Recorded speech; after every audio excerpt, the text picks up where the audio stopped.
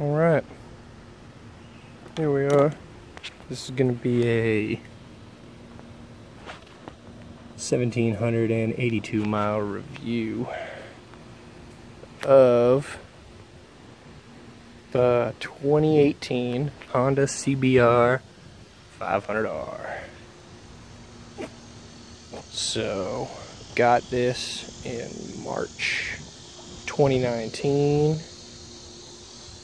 Put that many miles on now. It's about to be June 2019. This was a leftover, get it off the showroom type of deal. Done a couple of things to it. I done this tail tidy. Clearly I'm not going to show you guys my license plate, and I'm not an editor. This is all freelance. So yeah, but no giant, you know, there's no giant steel piece here anymore like it used to be. It cleans everything up. They give you a much cleaner light here, and it still retains the stock tail system, so not too much to play with. Got the exhaust here. It's just a slip-on. It's the Leo Vince, or the Leo Vince if you want to sound cool. Just the slip-on with the extension piece right there. Got the little spring. That can be difficult if you're by yourself. It helps if you have a buddy who will pull on one end for you. So here we got, don't mind the missing gas tank bolt. You only need one. Don't worry about that. Other things we've done to it. We've done the K&N performance air filter. We did that today, and we also did, you can see the wire right here, we did the power commander as well today, and boy, it really smoothed out the ride. I'll tell you guys what. My honest and impartial review is this bike, for someone who's not a beginner, after about a month, is kind of slow. It's not, you know, 250 slow, because that's what I came off of. I came off of a CRF 250 road legal, and this is a big jump up for sure. However, it's just, you find it lacking because, and I feel like a lot of it's due to the fact that it doesn't rev very high.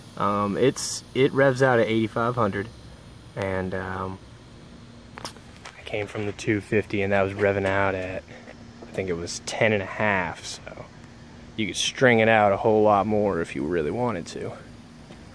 And this is all mid-range power.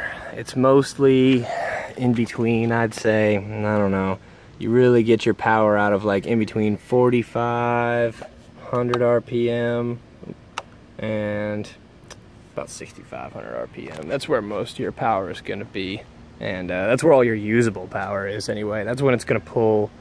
That's when it's going to, you know, actually give you what you're looking for. Other than that, if you ride it pretty much past like 7,500, you're just stringing it out. You're just stringing it out for no reason. It doesn't need to rev out that high. You know, I mean, if you're, the only reason I've ever done that is, you know, you're trying to get on the highway and you just stay in 5th gear as opposed to switch over to 6th gear. But that's more of a laziness type deal. Stock tires are great for what they are. They are literally amazing. They're pretty sticky, and they haven't let me down yet. I'm not exactly a crazy kind of guy. You still see I got the strip, whatever. I don't care. You guys can hate on me if you want. Doesn't matter to me. I'm still riding.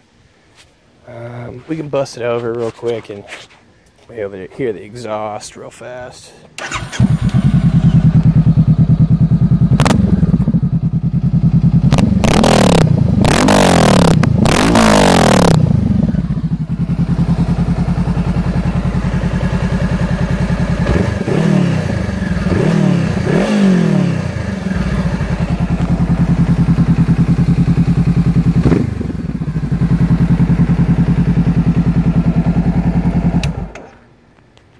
So yeah, that's it. It's the nice exhaust. Nothing crazy. It does kind of run hot too. This is definitely a problem that I've noticed. If you ride it, like I live in Florida, and if you ride it in any kind of traffic scenario and it's hot out, you won't be able to turn this thing off and have the fan stop running for 20 minutes sometimes. I mean, it is insane how hot this thing will get itself. The Power Commander has actually done a good bit. I rode it really hard today, and it's done a good bit in keeping it cool. I noticed whenever I pulled over to eat that it didn't require, except for maybe, you know, a minute or two of sitting with the key on. If you guys, you know, if you own this bike, you know what I'm talking about. If you care about your bike, you know, when you stop, if you just take the key out and ride off, you know, I leave the ignition on, because if you do that, the fan will stay on and it'll actually cool everything down, and this bike already has cooling issues. These radiator hoses are very prone to busting. I think that's the, ooh, those are really hot. I think that's the next thing that I'm gonna do. I'm gonna upgrade to the performance radiator hoses. They're like 40% thicker and they take a much better beating, and I don't really want to have my radiator fluid just leaking out all over and me not know it because it's a fully faired bike. So rode with a passenger a couple of times. Definitely not the most comfortable thing in the world. You know, my butt tends to sit right about here, but you know, with her on the back, I had to come move back to about here, and that's uncomfortable if you ask me. I mean, if you're a bigger guy, it probably won't be an issue, but I'm 150 pounds, so it's kind of an issue for me. Fuel tank, impressive, very impressive. Actually, let's put this back in and we'll look at the miles per gallon too. Very impressive fuel tank with almost 5 gallons. That's freaking impressive, especially coming from the 250 where it had, you know, 1.5 gallons. Okay, so if it'll focus, 55.7 miles to the gallon, and I do not ride this thing light. I mean, I really don't. I get on it hard sometimes, and I ride in a lot of traffic, a lot of stop and go, and